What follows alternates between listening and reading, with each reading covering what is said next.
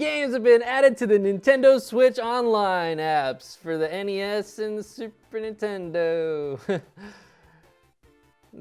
It's about time. No, really. What's up, everybody? Welcome to the channel, and if you are new here, make sure to hit that subscribe button. It helps me get one step closer to my goal of 5,000 subscribers, and I would greatly appreciate it. And while you're at it, make sure to turn notifications on as well. Now, without wasting any more of your time, let's get right into why you clicked on this video. So, Nintendo looks like it is following its trend of releasing new games for the Super Nintendo and regular Nintendo apps on Nintendo Switch Online. And it looks like they probably have to go through they probably have to jump through a lot of hoops to get certain games to put onto these apps. So that's probably why you're not seeing a ton of games being updated every single time we get games. It's only maybe 1 or 2, 3, 4 games here and there every couple of months, but it is what it is. It's better than nothing. So today we're gonna go over a list of what is going to be available on May 20th coming up, and let's get into it. So it looks like we're only getting one NES game this time around, and that game is Rygar. Rygar was originally created by Tecmo in 1986 and was released on arcades, but was ported over to the NES and other consoles as well.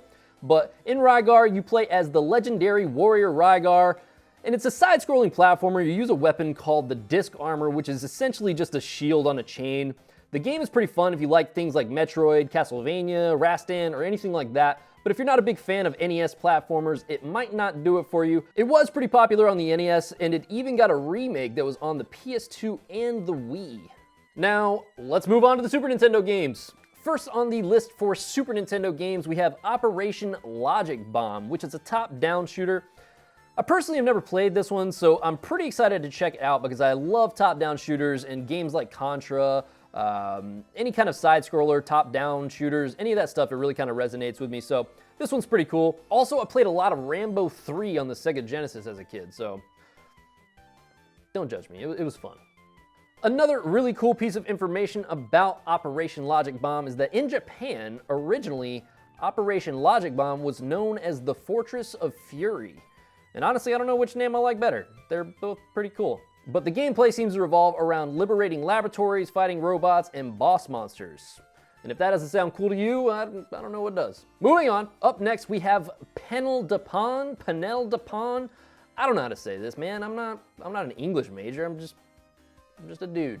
But this game was originally released internationally as Tetris Attack back in '96. This will be the first time that the original game gets an international release, which is pretty cool. I mean, there isn't really much to say about this one. It really is just a traditional puzzle game, but unlike Tetris where you're trying to make lines connect horizontally to break down a layer, in this game you control a cursor and use it to move blocks to attempt to match 3 or more blocks horizontally or vertically to break them down. This game is fun solo or even more fun with friends, so it should be a good game to add to the list to play with friends when they come over or even online using the Nintendo Switch Online features inside the Super Nintendo app itself. And last but not least, we're getting Wild Guns. If you've never played Wild Guns, it's basically a Western shooter with sci-fi enemies. The gameplay was popular at the time because it was almost like a light gun game, but you use the D-pad of a controller instead to control a reticle on the screen where you move from side to side and dodge projectiles and bullets. If you're a fan of light gun games, but for some weird reason never played this, then awesome. Now you can. You know, if you have Nintendo Switch Online. I'm assuming that you have it. But anyway. Now, if you end up liking Wild Guns, the game also had a remaster, which is also available on the Nintendo Switch. If you enjoy this enough, make sure to check out the remaster, Wild Guns Reloaded. Now, these are the games that we're getting in North America. I did see that in Japan, now, if you have a Japanese account, you can also get these as well. 2 special Fire Emblem games are going to be coming to the Japanese update. So be on the lookout for that if you happen to know how to read, speak Japanese, whatever it may be. I don't think that there will be an English option, but I could be wrong.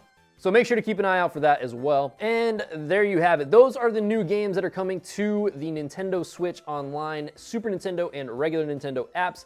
Let me know down in the comment sections which games you're excited about, if you're excited about them. And also let me know what games you would want to see in future updates as well. Thank you guys so much for watching this video. If you liked it, make sure to hit that thumbs up button and make it turn blue. The YouTube algorithm seems to like that, and I appreciate it too.